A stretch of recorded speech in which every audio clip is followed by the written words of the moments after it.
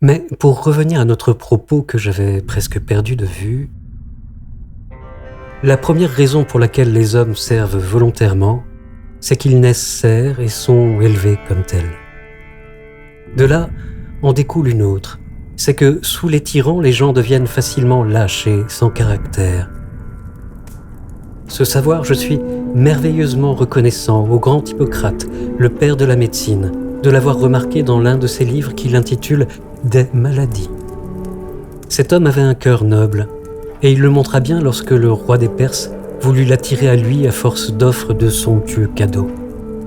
Il lui répondit franchement qu'il se ferait un cas de conscience de s'occuper à guérir les barbares, qui voulaient tuer les Grecs, et à servir par son art celui qui entreprenait d'asservir son pays. La lettre qu'il lui envoya se trouve encore aujourd'hui parmi ses autres œuvres et témoignera toujours de son courage et de sa noblesse. Il est certain qu'avec la liberté se perd tout d'un coup la vaillance. Les gens soumis n'ont pas de joie ni d'âpreté au combat. Ils vont au danger comme ligotés et engourdis, comme pour s'en acquitter d'une certaine manière. Ils ne sentent pas bouillir dans leur cœur l'ardeur de la liberté qui fait mépriser le péril et donne envie de s'acheter par une belle mort au milieu de ses compagnons l'honneur et la gloire. Chez les hommes libres, en revanche, c'est à l'envie, à qui mieux, chacun pour le bien commun et chacun pour soi. Ils savent qu'ils auront part égale au mal de la défaite comme au bien de la victoire. Mais les gens soumis, outre ce courage guerrier, perdent aussi en toute chose une vivacité essentielle. Ils ont le cœur bas et mou, et sont incapables de grandes choses. Les tyrans le savent bien, et ils apportent toute leur aide pour mieux les avachir encore.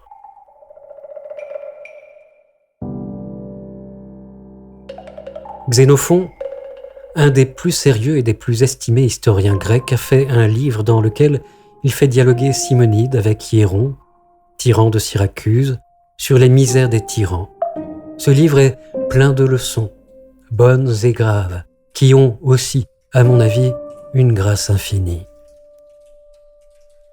Plus à Dieu que tous les tyrans qui aient jamais été l'eussent mis devant leurs yeux pour s'en servir de miroir. Je ne peux pas croire qu'ils n'eussent pas reconnu leur verrue et eu quelque honte de leur tâche. Ce traité parle de la peine qu'éprouvent les tyrans, contraints, faisant du mal à tous, de craindre tout le monde. Il dit, entre autres choses, que les mauvais rois se servent de mercenaires étrangers à la guerre, n'osant faire confiance à leur sujet, à qui ils ont fait tort. En France même, plus encore autrefois qu'aujourd'hui, quelques bons rois ont eu à leur solde des troupes étrangères, mais c'était pour épargner leurs propres sujets, ne regardant pas à la dépense pour épargner les hommes. C'était aussi, je crois, ce que disait le grand Scipion l'Africain, qui affirmait qu'il aimait mieux avoir sauvé un citoyen que défait 100 ennemis. Mais ce qui est certain, c'est qu'un tyran ne pense jamais que sa puissance lui est assurée s'il n'est pas parvenu à ce point de n'avoir à ses ordres que des hommes sans valeur. On pourrait lui adresser à juste titre ce que, d'après Terence, Thrason avait dit au maître des éléphants « Vous êtes donc si brave que vous avez charge des bêtes ?»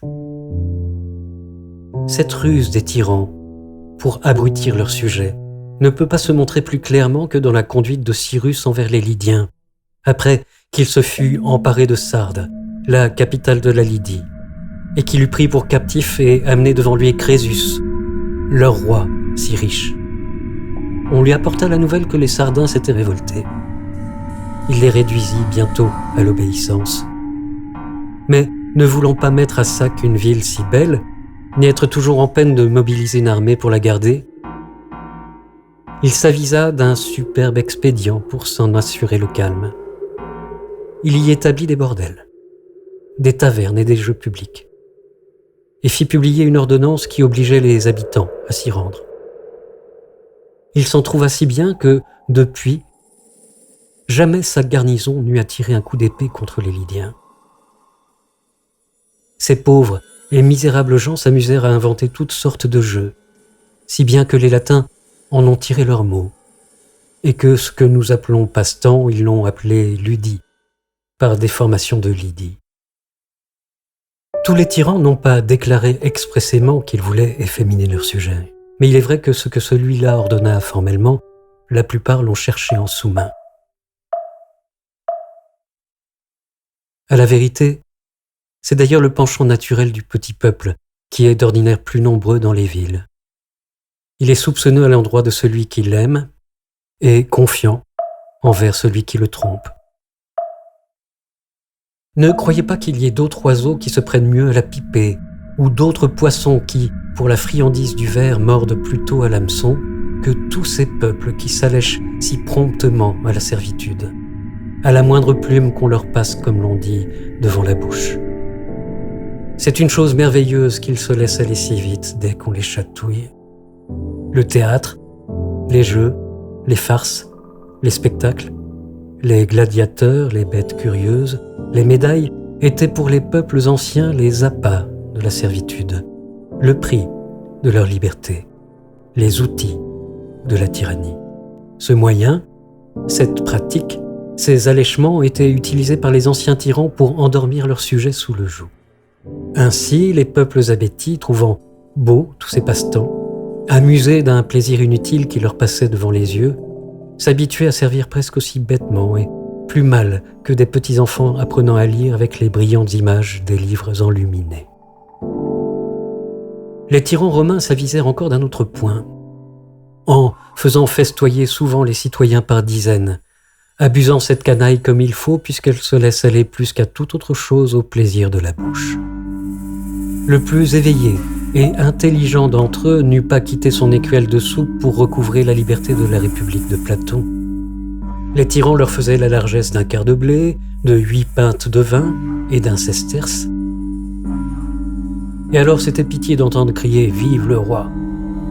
Ces lourdeaux ne s'avisaient pas qu'ils ne faisaient que recouvrer une part de leurs biens, et que cette même part qu'ils recouvraient, le tyran n'aurait pas pu la leur donner s'ils ne l'avaient ôtée auparavant à eux-mêmes.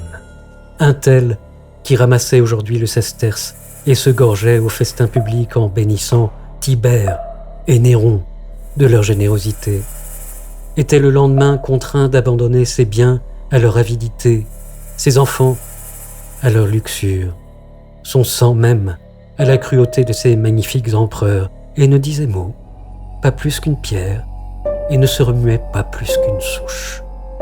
Le gros du peuple a toujours été ainsi. Il est au plaisir qu'il ne peut honnêtement recevoir tout ouvert et dissolu, et insensible au tort et à la douleur qu'il pourrait honnêtement ressentir.